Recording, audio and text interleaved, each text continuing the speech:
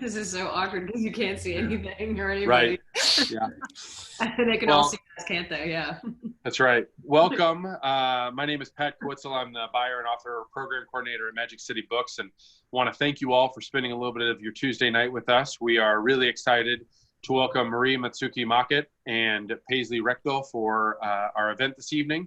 Marie's book, American Harvest, is brand new. I mean, you know, during this time, it's really hard to determine newness from anything that was published from the middle of March until the middle of June and well beyond this. But it's something that we were originally planning to do an in-person event. We had a great evening planned with Marie, and we're really excited about it. And then coronavirus came and kind of spoiled a little bit of those plans, but we are really excited to welcome her tonight for a virtual event, and we're really lucky to be joined by the poet Paisley Rekdal, who will be in conversation. And I didn't verify the correct pronunciation of Paisley's name, so I hope that I've been saying that correctly.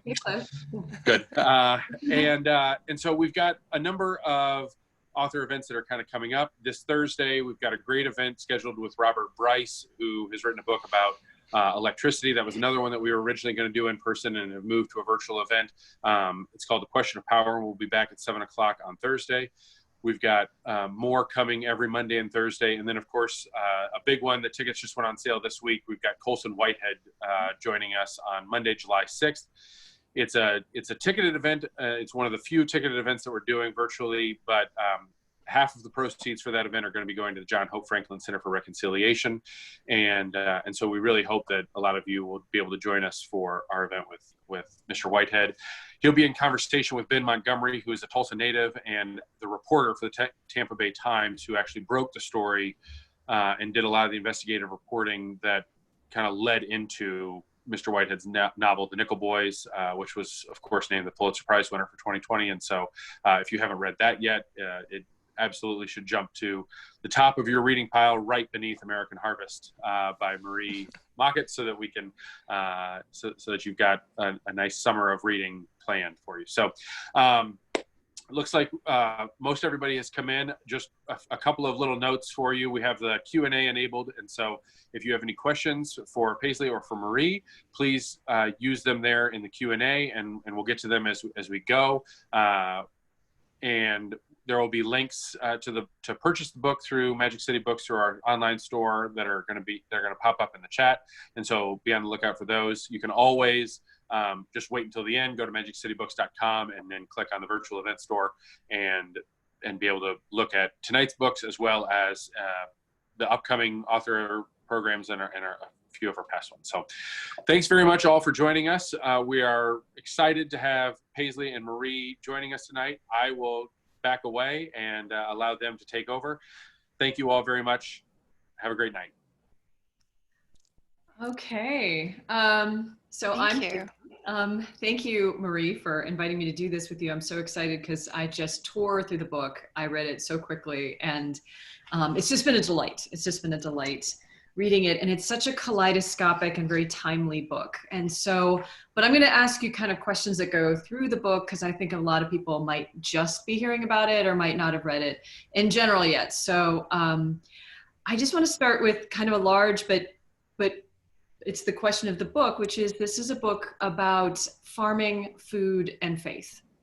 And how naturally did these subjects really come to you and come together for you? And what for you has been that relationship between farming, food, and faith? Well, first of all, thank you so much for agreeing to do this event with me, and for reading my book. It's really a pleasure to get to share all of this with you for many reasons. I guess these things naturally came together for me. I probably have a natural predisposition to be interested in questions of faith and of religion, and I hadn't really spent a lot of time reading about Christianity closely, or even speaking with Christians about their faith. But every time I went to the farm, it was very clear that I was talking to farmers who had a very personal and very important faith practice that was completely different than anything that I had ever studied before. Most of my writing has been about Japan and has been an investigation or an inquiry into Buddhism. So, you know, there weren't any Buddhist farmers in Nebraska that I met. There may be some, but I didn't run into them. And then food is inextricably really linked with land, right? And then if you're in the Great Plains, I think naturally this question of how did these people who are farming this ground, meaning my family, come here? What's the story behind that? So I think just by being honest about what I was looking at and who I was speaking to, these are the subjects that kind of came to mind. But I was also really aware of the fact that conversations about food and land were a little bit different in the city. And at the time, when I first started to think that I would write this book, I was living in New York City. And so in New York, most of the time when I was thinking about what I was going to eat, that decision centered around where I was going to go shopping. You know, and that's really how a lot of us do buy our food in the city. And that was very different, and just a different sort of attitude than one had in farm country. And I really didn't know how to describe that difference. I just sort of sensed it. But I thought, wow, there's a difference here and this would be worth investigating. One of the things that's so interesting about the question that animates the book, and you keep returning to it, is like, this is Marie's question, this is my question. And the question is essentially, why is it that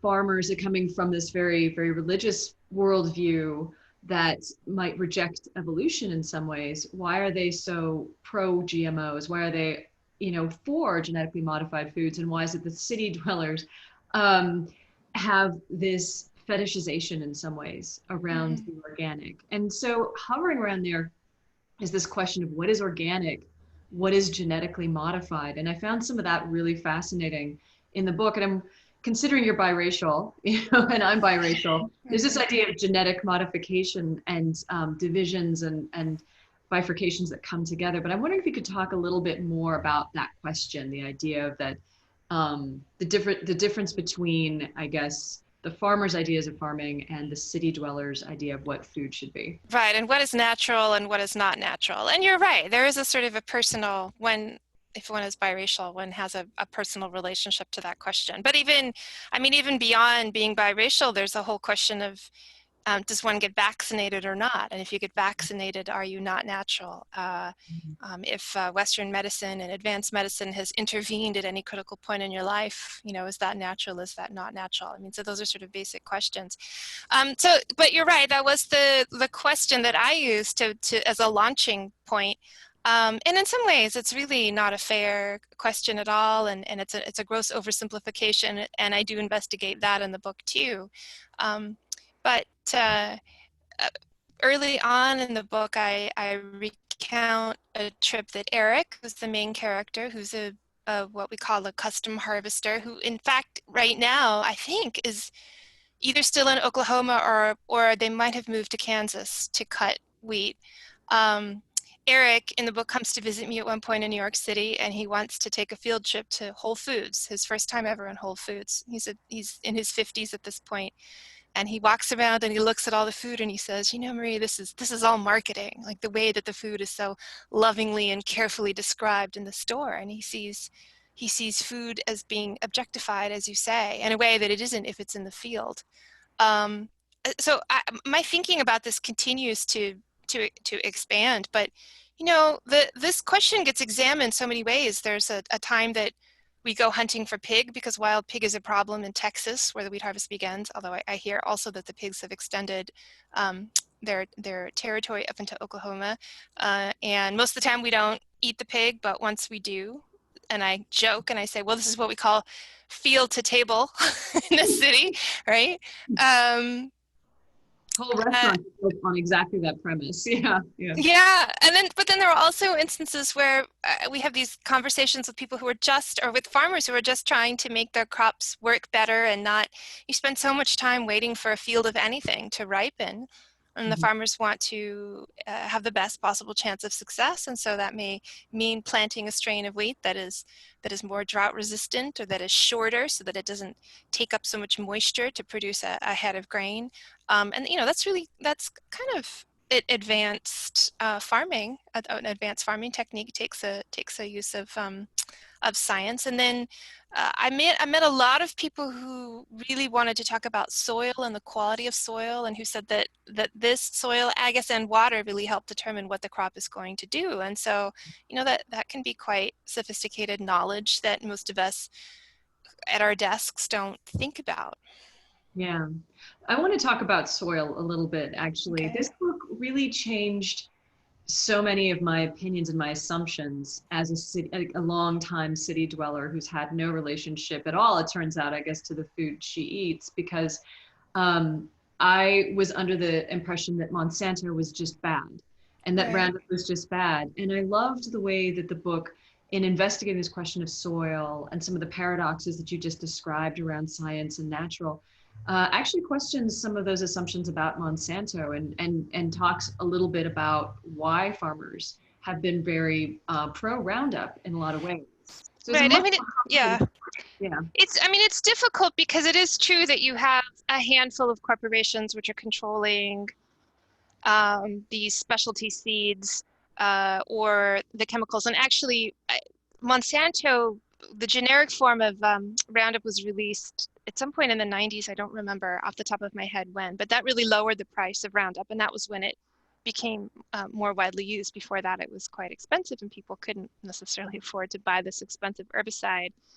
And so, even a farmer who appreciates these tools is not necessarily comfortable with the fact that it's a corporation that's controlling access to the supplies. But I just remember from childhood so many times watching the adults, because that's how I saw them, who were so depressed about the result of a harvest because the yield was so low. And there are tools that people have now that have given them a little bit more control in what the output of a harvest might be. So that doesn't necessarily mean that all farmers love Monsanto, but it does mean that many of the tools have been helpful in certain ways. Yeah. Yeah. No, So it's more complex for them, really. And then the other piece that doesn't get covered so much is the use of what we call, depends on who you are, it's either called no-till farming or chemical farming, but it's right. It's the process of farming by which you don't plow up the ground before you plant the seed, but leave the stubble in place. But that requires generally a chemical application of an herbicide. to keep the weeds down. And Yes. I learned so much about farmers. So did I. Yeah, no, what I enjoyed about that discussion was, I think that the book generates so many fascinating questions and paradoxes, as I was saying, and they never fully get resolved in a lot of ways. And I really appreciated that. I mean, I think there's certain readers that might want something more definitive, but actually I think since this is a book about faith, and is it Justin, or one of Justin's teachers towards the end says, what is the opposite of faith? And a student would say doubt. And he says, no, the opposite of faith is actually certainty, which I thought was such a beautiful way of talking about it. If this is a book about faith, sort of residing in these ambiguities. But I just and that doubt is healthy. Doubt is exactly healthy, right? Yeah. So I wanted to list just a few of the fascinating paradox and divisions. There's lots of, purported and sometimes real divisions. There's city versus country, faith versus science, hell versus heaven, west versus and east, white versus non-white, organic versus non-organic. And then even divisions between the crew members themselves, and that, over your role, like who you are potentially in the book. And so what I like about these many paradoxes and divisions is that they can't be easily reconciled or bridged, which seems to be, again, the metaphor of the book. But I'm curious, what are the paradoxes that came up from this book that you are yourself still working and wrestling with? Are they all of them, maybe? Or... I mean, I think certainly, sure, all of them, that would be the easy answer. But also, one thing that I think about a lot, actually, I think this conversation did not take place in the book. It took place recently, where Justin and I, because we have continued to have, so Eric is the main character, and he's 57, and he's the lead harvester from Pennsylvania, very devout Christian. And then his son, Justin, who I think in the book is 23, and had at one point considered becoming a pastor and then has a big crisis of faith, which we talk about a lot in the book. But he becomes kind of almost my guide into the world of what evangelical Christianity is. And he's able to explain it to me in a way that is more difficult for some of the other people because they've never had to explain what their world is to somebody who's so on the outside. And Justin and I were talking about this idea of reconciliation, and he said to me, so he's from a branch of Christianity that is nonviolent, they're non-arms bearing, and he said it's really hard to be peaceful if you're up against an enemy with an assault rifle, he says. And then again, he said, but then again, if all we did, right, was to fight back every time we didn't like an idea, then we're just right back to Cain and Abel, to the start of the Bible, where brothers are fighting with each other. And I've been thinking about this idea a lot lately, is how do we affect change? For me to say, well, we can find reconciliation, we can find a resolution to a conflict, it's just going to take time, which is part of what does happen in the book. Things do change over time. That's really unsatisfying to anybody, right, who has a child who wants to send their child out into a world that is safe and comfortable, and yet it does seem to be the case that changes take time. So I've been thinking a lot about that. How do we make a better world, like as quickly as possible? And so and you're right, there are so many tensions in the book over how do we look at history? What is our history? Can we decide what our history is? What is the story in which we're participating? And I think one of the heartbreaking things is that conflict does seem to be a natural part of affecting change. So I that feels very, very unresolved to me, and I think about that a lot. Yeah. One of the things that I just found so moving about Justin's questioning and the ways in which he took you to all these different churches. And then we saw many Native American religious or, ceremonies as well. So to a certain extent, this is a book that really investigates a wide variety of faiths. And a wide, Mormonism is in there, right? Yes. As well. And each faith does have, in some respects, a different relationship with questions around violence and change, but also questions around truth. Like, do we recognize truth or are we going to accept truth because we're afraid of hell, we're afraid of pain? Right. Or are we going to accept truth and come to truth because we're drawn to beauty, that we see the beauty of the idea? And that's, I know which side I fall on. I would, I think I would prefer there not to be a hell, and that you can go to these. And some of the characters of the book seem to go with that idea and others don't. And I'm just kind of curious about how, where Justin is on that question now, where you are on that question. That was something that was completely unexpected. I thought, okay, every Sunday I'm going to go to church. I've never gone to church every Sunday. There was a period of my life when I was a musician, so I did do some church musician work, but I didn't grow up going to church. And in the beginning, and I do make it clear in the book, in the beginning we go to church and I really have no idea what's happening. Yeah. I would hear the pastor would get up, and I didn't even know the difference between a pastor and a priest, but the pastor would get up and speak, and then the crew would say, what did you think? And I would say, well, I couldn't understand what he was talking about. What does he mean, restore the church? It doesn't look like it needs any restoration. It looks intact, and this is like a deeply meaningful concept to Christians.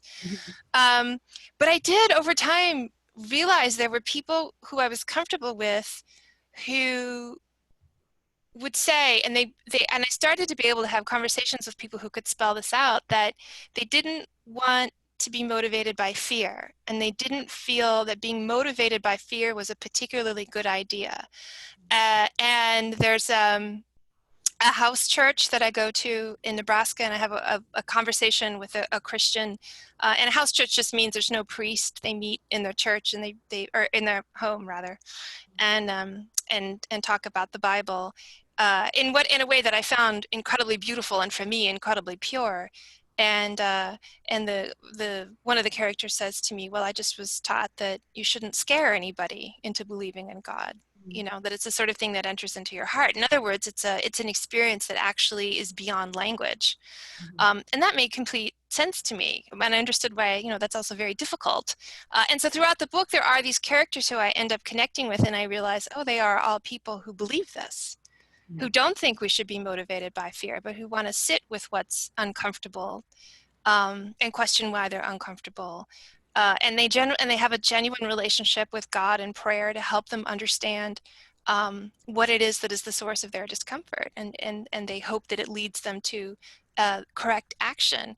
I found that extraordinary, you know, and I think Justin's still the same. He still thinks that being motivated by fear is not healthy. It doesn't lead people to an authentic and therefore resolute course or trajectory. So I think he's still in that place. And, you know, he would relay to me often this experience of growing up and being told that hell was real and that it was important to embrace Jesus in order to escape hell. And there's a point in the book also where my son is with me, and we go to a church in Nebraska, which I'm told is the closest to hellfire and brimstone that I'm going to get on the trip. And we go, and there's this very scary church service, and my son is terrified. But the next day, my son is talking about God and how powerful God is. And I thought, oh, it does work. If you scare people, they do. It does have an effect on behavior. But Justin and people like him would still say that in the long run isn't what's going to help us be better people or be better to each other. It's funny because I was thinking of that scene before you were talking about it, and I grew up in an atheist household, but they sent me to Catholic school, I think because they thought it was amusing or something like that. I don't know, but because I would go and I would learn something, I would come back and my dad would tell me it was all lies. But it gave me this very strange relationship with religion. But I assumed that nothing had stuck. But you know, a long time ago, I was getting divorced, and I woke up one night panicking, thinking I was going to hell, which seemed like such a strange concept to me. That why would I? So there was something about getting those lessons from fear and the fear of pain and punishment and things like that. That was just, it was almost hardwired in my body that I had completely ignored it. And it was funny because I was so disappointed at that moment, and your book brought that back to me because I thought, if the first awareness of God for me is an awareness of hell, that seems really disappointing. You know, one would hope it was the, you know, experience of the sublime, not this experience of pain, which I think, you know, goes back into so many of the things that Justin was talking about. Well, and I get asked that question from people. They'll say to me, in this experience, was there anything redeeming about the Christian world? And of course there is, and it's the incredible joy that people experience. Or I would often talk about the singing that would go on in church, which was extraordinary. So, and that's hard for people if they haven't necessarily had that experience. I think that you handled the different services that you went to in a very open-minded way, right? I think there's a stereotype of a city-dwelling, you know, liberal person who goes to these services who would just think this is utterly foreign and I reject all of this out of hand. But in fact, you take everything very seriously, and you mull over all of the different lessons and to think about all of the different things being imparted. And I found myself towards the end when Eric says, "I think you may be a Christian, Marie." Like I was like, yeah, I think you have been not necessarily converted, but made, you know, more essentially yourself in some way, right? That there's something that you found in these churches. I'm wondering if you felt that too, or. I mean, I think first I would say if I hadn't been open to this experience, this entire endeavor wouldn't have worked. And that's why I say, I kind of know what I'm supposed to think and what I'm supposed to say in every one of these situations. And I do say it. Like, we get out of church, I think one of the first times, and I say to Eric, well, people like me would say that this is stupid. You know, that's kind of the programming that I'm reacting to. But I know that that just saying, well, this is stupid isn't going to be helpful. There's no guarantee that by going to church every Sunday I'm going to find anything, right? And I didn't know when I was on the road with the harvesters that I had no idea what the end point of this journey was going to be, or that there would even be one. And that's the risk with a nonfiction endeavor like this. Yeah. But I would say that absolutely, I feel like, I mean, there's a reason why the Christian faith is still here after 2,000 years. It has to be giving us something and contributing something other than just some sort of brainwashing. And I do have a lot of thoughts on this. And I would say that I feel like I had what we would call a very real and very authentic experience. And I think it's a huge gift to have had that. You know, I met some extraordinary people. There's some wonderful pastors in the book, and they're wonderful people who are Justin's teachers in the city, who are trying very hard, kind of secretly and quietly, to find young people like Justin who want to have an authentic relationship with God, but don't want to buy into all the, you know, the yucky fundamentalism. And there are a couple teachers who just quietly look for those students and set them on a path that's constructive and healthy. Which is a thing that goes on in Christian America that I didn't know was going on. You know, it doesn't get talked about. I mean, I know in the Catholic tradition, the Jesuits come from the sort of what you might consider the educational wing of the church, and you know, one of the things that I think was their mission was the idea of trying to resist, like as one of Justin's teachers says, you know, resist a kind of fundamentalism or demagoguery. You know, to use faith as a question that opens you more than closes you. And I think that and to see it as an intellectual endeavor as much as a spiritual endeavor. And I thought that was quite interesting about how that was working in Justin's life. Well, it was a surprise, and a humbling surprise, and therefore a wonderful surprise to discover that this kind of inquiry is alive and well. I think that if one spends a lot of time in atheist, agnostic America, as I have, then the programming is, you know, well, this is all stupid, going to church, and, you know, that's the only message it's certainly the only message that I got. Not even necessarily from my parents, but just from surrounding culture. I actually have written a piece on this, and I have been trying forever to get it published. I think it's finally going to come out, because it's an intellectual position that people don't tend to take. But there is a way to have faith and Christianity in one's life that I think is healthy, and yes, that has led people down paths which were constructive and helpful to the culture, and that we don't necessarily always pay attention to. Yeah, we don't report on them, basically. Well, there's that too. Yeah, it's you're mentioning that in your book. I want to ask a kind of an interesting and bizarrely practical question about Bradford. Okay. Because, as I said, there's a sort of division that happens, figurative divisions in the book, but then there's a literal division that happens. There's Eric and Justin and Michael, who's another sort of, you know, Justin's friend, who's like a lovely kid who's also kind of very open to having these kind of discussions. And, you know, they all take you under their wing and they use you kind of as a sounding board. They are clearly delighted to show you their world, to have a conversation with you that they've been having already in some ways. And then there's Bradford and some of the other, you know, people in that crew, and they don't want to have anything to do with you. Right. Increasingly. And I'm curious, there's a couple of reasons the book gives that Bradford might not want to talk to you. One is he's afraid how he's going to come across in the book, it sounds like, one thing. And the other is that he sort of rejects the question that initiates your project.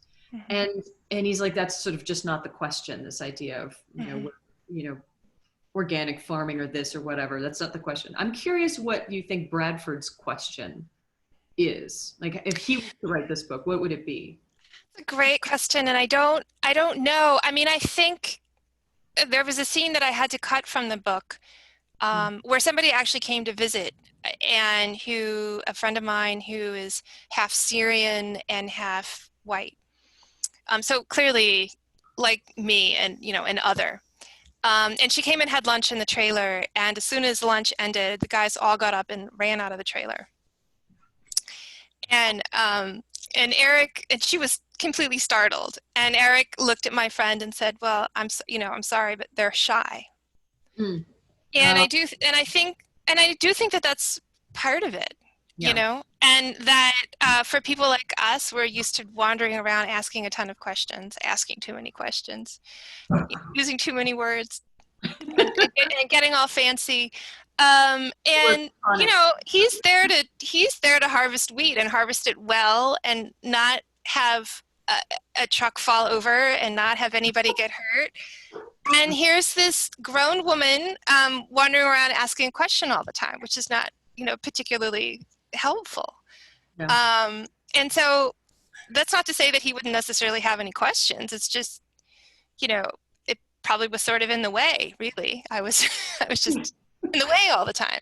And there's that scene where Michael says to me, so are you having a midlife crisis? And I said, no, I'm a writer. This is what we're like. But then I thought, you know, that's not really a bad question. Maybe being a writer is to perpetually be in a state of being in a midlife crisis. Yeah. I actually think that's it's a wonderful observation that he makes. Mm-hmm. You know, because there are no other women in the book wandering around asking questions with a notebook. Yeah. You know, they're helping to keep the harvest going by making food and parking the pickup truck in the correct location so the wind doesn't blow on the dinner, you know, and there I am with my notebook doing what that is, you know, useful? Nothing.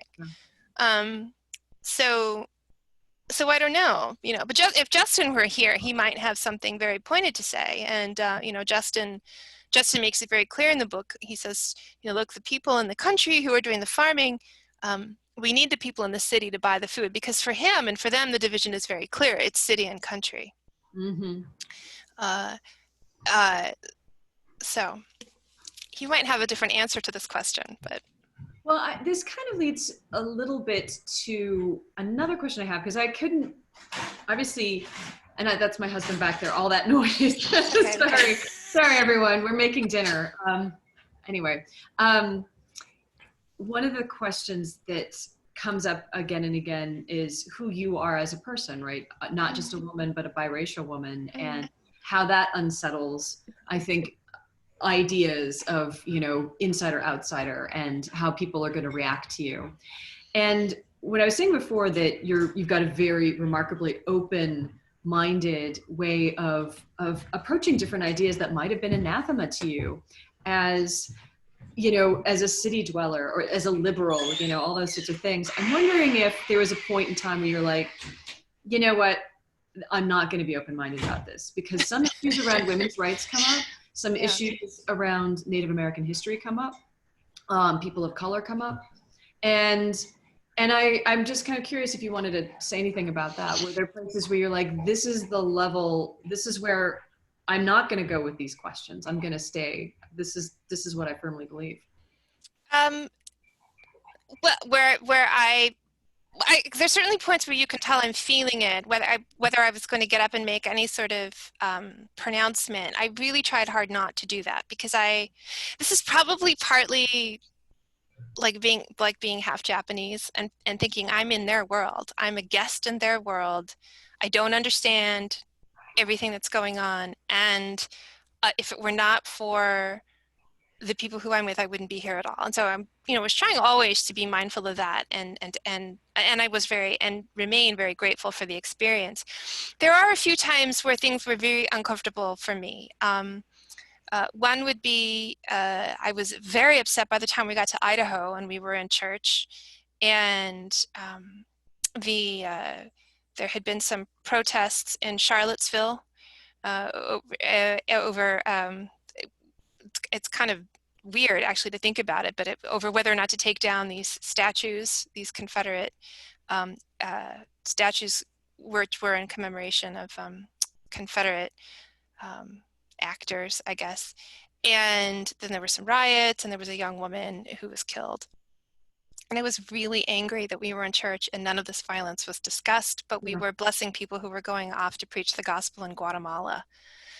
And I just felt so enraged that nothing was being said about the unrest in our own country. And it's weird because, of course, here we are now, right, with this moment. in our history now. And I just want to say that I have now subsequently had conversations with the crew, and they're on the road now cutting meat. And now they do talk about structural racism. Mm. Whereas 3 years ago, they were not talking about structural racism. And I was also told that in the churches now, the violence or the Black Lives Matter, and these things are discussed in church, and they were not 3 years ago. So that's kind of interesting. But I was really, really upset, I remember.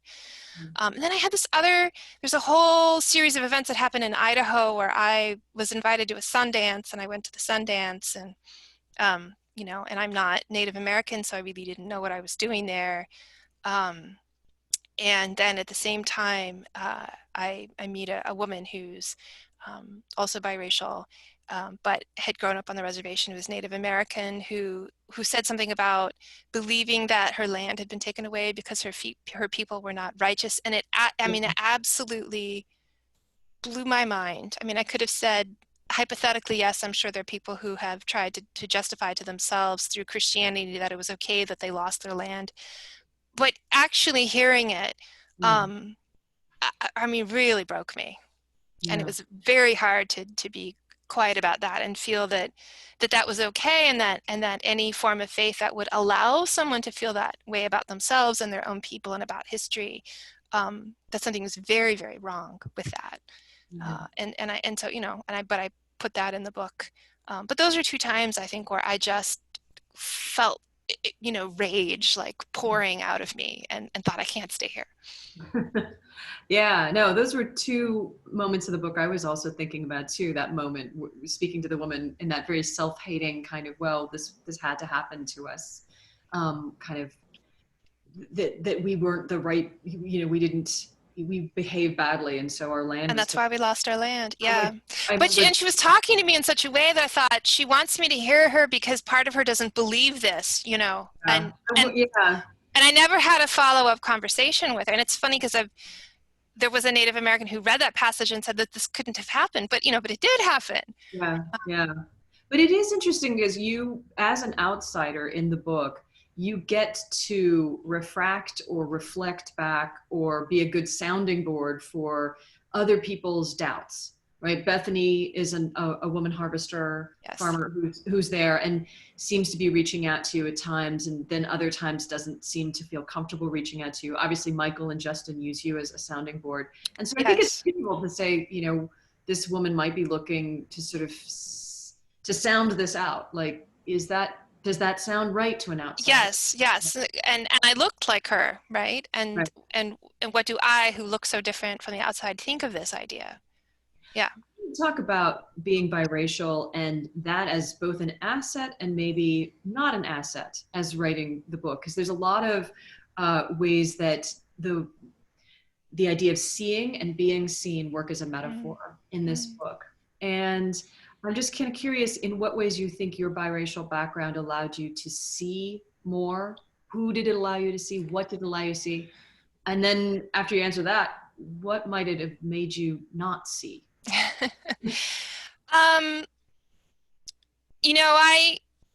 I would really like to say that I was fully conscious of being biracial when I started out this book. The truth is, I just thought I would pretend like I was Ian Fraser and take a lot of notes and write about these people who were working really hard. And that didn't work very well because people kept noticing my appearance. There was my gender, but there's a point in the book where Eric and I go to see sweet potatoes that are being planted in Oklahoma, and the crew is maybe 40 to 60, somewhere in there, % Native American, and they say, "Hey, are you an Indian?" to me, and it was like the the fourth wall was suddenly broken, and I suddenly was having a conversation, and I had been having a conversation with the white farmers about planting sweet potatoes and trying to come up with a planter that would work, and then suddenly I was having a conversation about whether or not I was Native American. And it wasn't the story that I had intended to follow. But that's okay, because it meant that I think I had a really rich experience that forced me to examine the history of the land and incorporate that into the story, which then forced me to have conversations about the history of the land with the crew. Which means that 3 years later, they're on the phone saying to me, well, we've been talking about structural racism and police brutality, right? Yeah. Which is not a conversation we were having 3 years ago, but is a conversation that we're having now. So this is what I was trying to say in the beginning, that I think a lot about time and how time seems to be important, and I wish it weren't, you know. So, and I forgot what the other part of the question was. Yeah, I would like you to talk a little bit about what happens at the Sundance, and Oh, yeah. in what ways being biracial might have, you know, you might not have seen something in that moment. Yeah, so we were, I mean, this is, our country is so extraordinary. We were harvesting, we were in Idaho, staying on the Shoshone-Bannock Reservation in the RV park that is adjacent to the Indian Casino, because we all travel in trailers. And so that's where we were staying to harvest wheat on ground that's mostly owned by the tribes, but is farmed by the Mormon settlers who came in, some of whom also live on the reservation. So that's a really, you know, just a mind-boggling piece of U.S. history right there, all on the ground. And the Native Americans thought I was Native American and said, are you going to the Sundance? And I kept getting asked if I was going to the Sundance, so I finally decided to go to the Sundance. And I had no idea how I was supposed to behave or what was happening.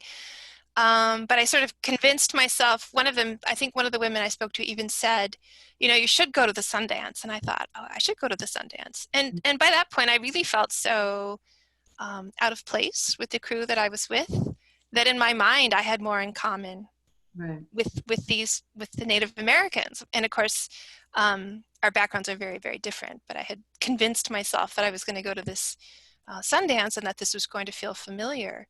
And so there I was. And I think the first time I went, my husband, who's from Scotland, came and looked at it and said, I'm not getting out of the car. And my son, who was 7, also said, I don't think we're supposed to be here. So they left, went back to San Francisco, and I went by myself again. And I made a mistake because I drank some water in front of people who are fasting and who are not drinking water, and that's a big no-no. And that sort of gave me away as a total imposter.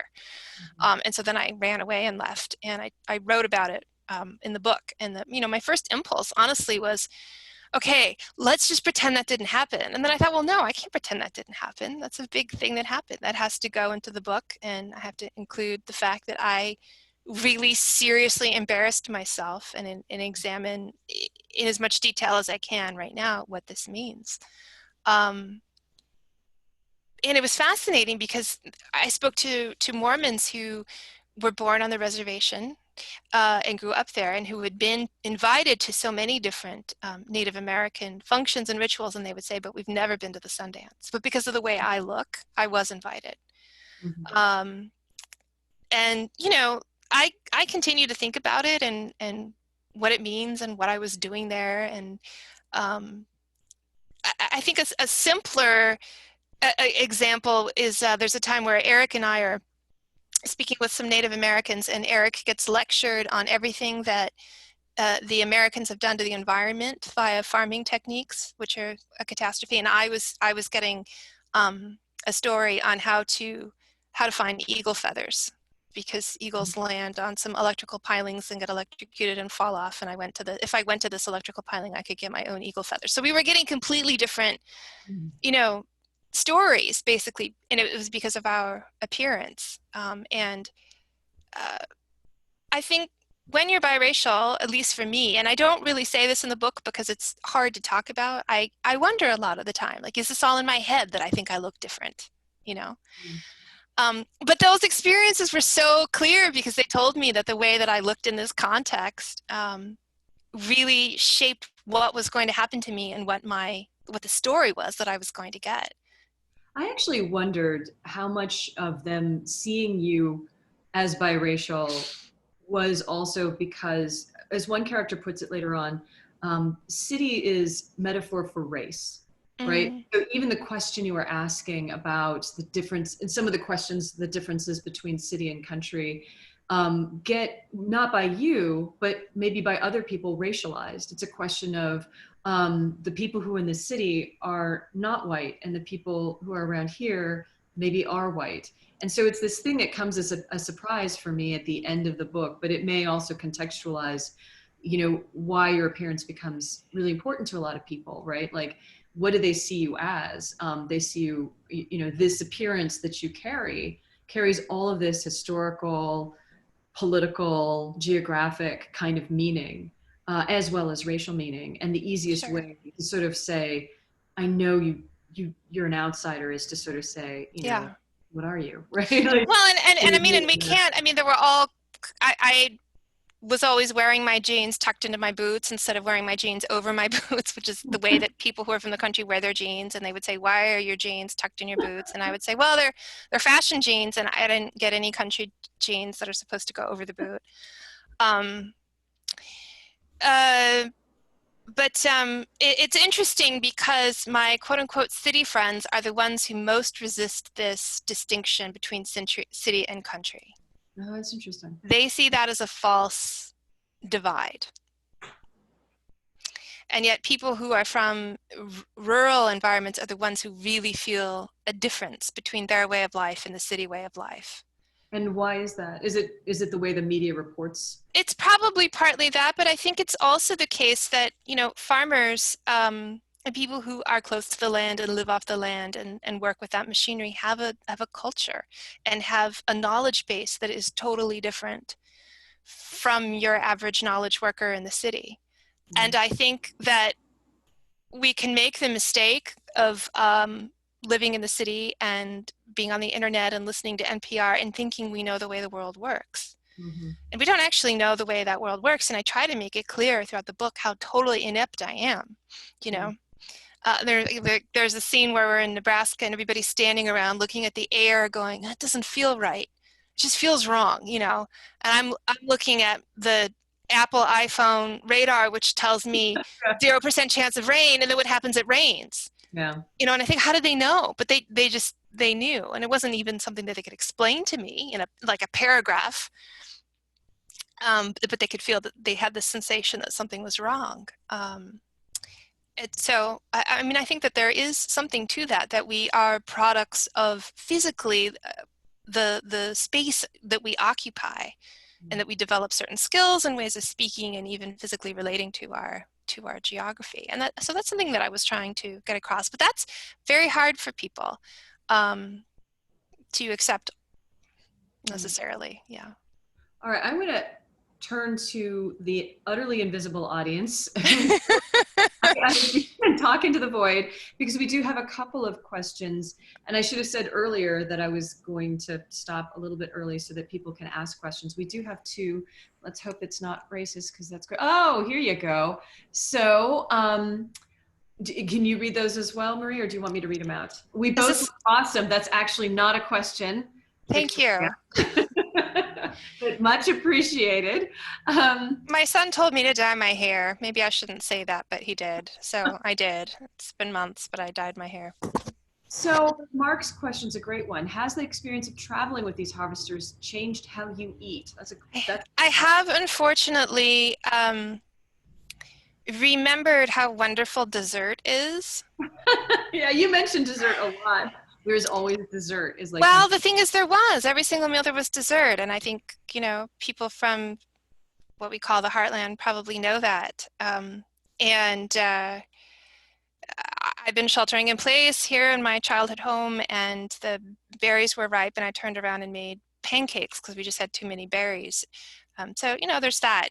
No, I don't. I don't know that it's a good question. And probably Mark is asking about the distinction between GMO and organic, and I don't think that really has changed the way that I eat. But I mean, I do think things like, wow, when I pick my own lettuce, it's so good, and there's no way that the overpriced organic baby leaf lettuce that I would buy in any market is ever going to be as good as what I grow. But I mean, I was raised being told that, and my parents turned out to be right. But I can't really say that this experience has materially changed how I eat. So Jenna Goldsmith asks, so it's a somewhat silly question, she says. It doesn't sound silly at all.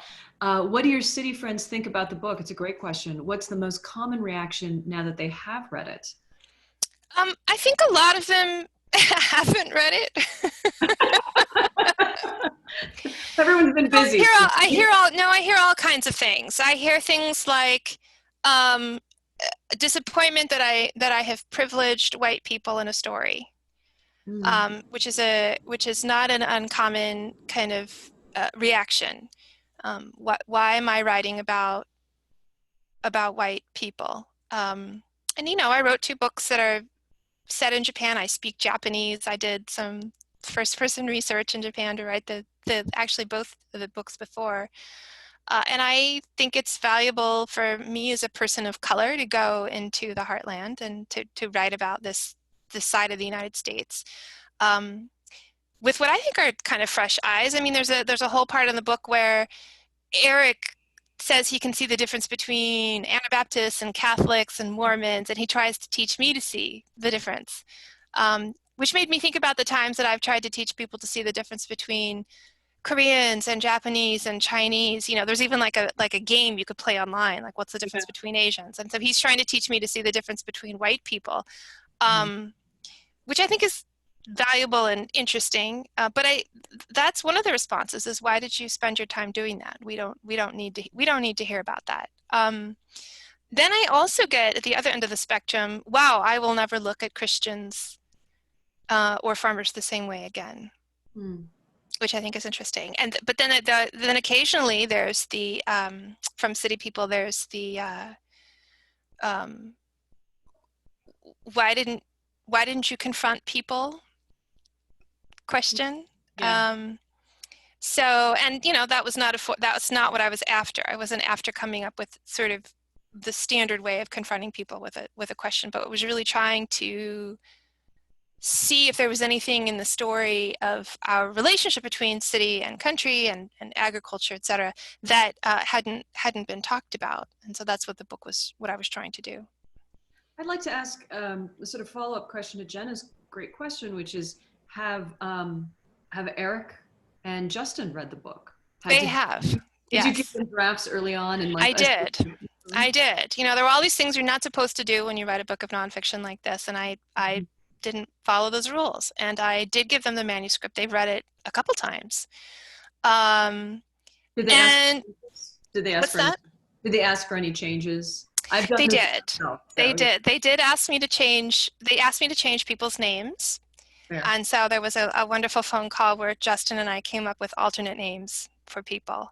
And the character of Michael, who's really very bold and daring, called me and said, "Why do you change my name?" But so they did ask for the names to be changed, and there were a couple of clarifications, I think, or I got some things wrong. There was a lovely moment very early on. Justin and Michael came to see me on their spring break, and they both read the beginning of the book and said, "Marie, storms come from the west. They don't come from the east." So, I should have known that. Of course, they come from the west. But they have extraordinary, I think, generosity of heart to say, we publish this book with our blessing. And I talk to them certainly once a week, one or both of them. That's great. I mean, I have to say it takes a real act of bravery to allow someone to write you onto a page, right? Yeah.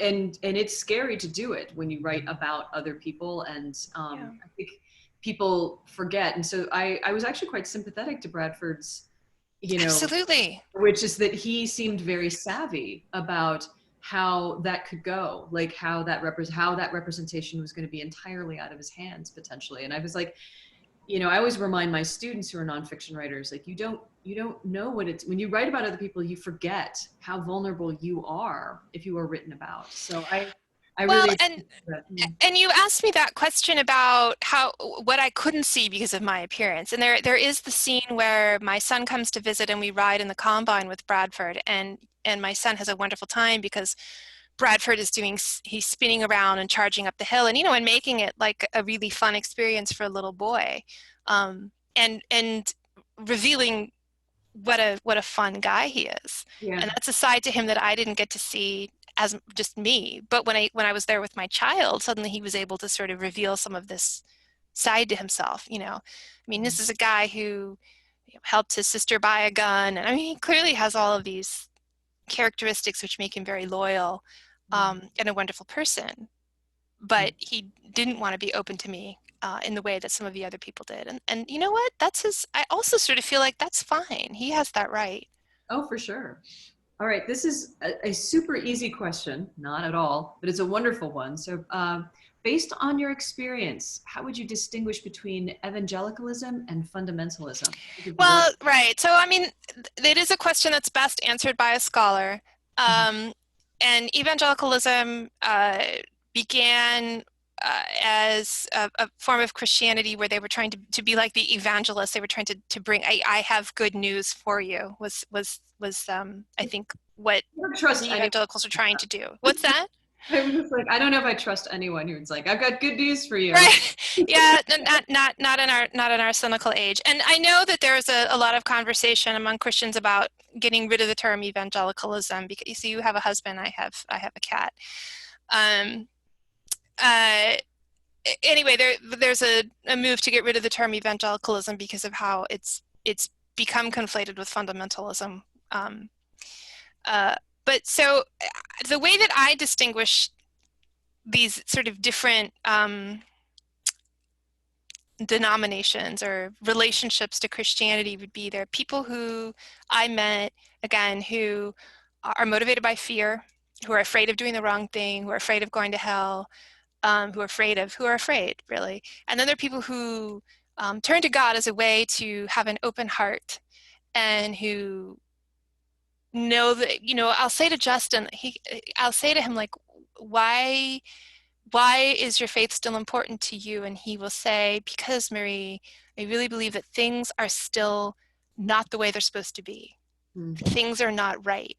And he says it in a way that means, like, on a cosmic level, there's grave, like, cellular implications for human beings not treating the world the way they should, not treating each other the way they should, that goes beyond, well, it's just the right thing to do. Like he says, there has to be a cosmic implication for all of us not learning to reconcile and get along. And that is something that is, I have respect for that. I feel like, how could I not? And I find that very humbling. And I think people who have that attitude in a way that's very authentic, really operate from a place of trying to do good. And it's very easy to be cynical about that. Except I've just met people for whom I think that cynicism is misplaced. And at a certain point, if we're talking about things like racial reconciliation or, freedom for all human beings, these are things where cynicism has no place, right? Like, it's not useful to be cynical about that. It's useful to try to imagine a way to make the world better. That's a wonderful, wonderful way to end, actually. We are at the hour. Is there anything you wish I had asked you? Is there anything? I do. Have so many more questions, but yeah. I'll probably think of something, but I do just want to say that this is also the story of people who work really hard to try to put food on the table, and that, I've met a lot of farmers, and that desire to make our food and bring us our food is from a genuine place. And and they're out there now, in spite of the virus, cutting our wheat and harvesting different crops to make sure that we have enough food. I was going to ask one last question about that. Has their farming practice changed because of the pandemic? Did you know? I think there's small changes, like they don't get out of the trucks to go into the elevator when they unload the wheat. They stay in the truck. So there are certain practices that are different. And I think if they like went to a dealer to get a part, they would call ahead and not go in the store. So there are some ways in which their practices have changed. And then as we were talking before the session started, in church, I think that many of the churches practice like they sit in every other pew. So yeah. Well, thank you so much for this hour. I hope you all rush out and buy American Harvest. It is a wonderful and kaleidoscopic book. It just covers so much history about soil, Native American history, colonial, settler colonialism, race, geology, Mennonite culture. I mean, it just covers so much ground and really thoughtful, complicated, and not overwhelming ways. I mean, I think it's a real page turner too. So, congratulations on such a beautiful Thank you, Paisley. Thank you so much. Thanks for doing this event with me. Yeah. And I hope you all have a safe and healthy week. And I don't see you, but you're all beautiful. All right. Buy books, and please buy books, support writers. Thank you so much. Thank you. Thank you. Bye. Thank you all for joining us this evening. We really appreciate you spending a little bit of time with us. We will be, we have copies of both Paisley and Marie's books on the shelves at Magic City Books. You can also buy it online through our online store, magiccitybooks.com. Click on the link for virtual author event store or virtual event store, and be able to see tonight's books and all of our past and upcoming author events there. Thanks again for spending some time with us, and we look forward to seeing you again very soon. Bye. Thank you. Bye-bye. Thank you.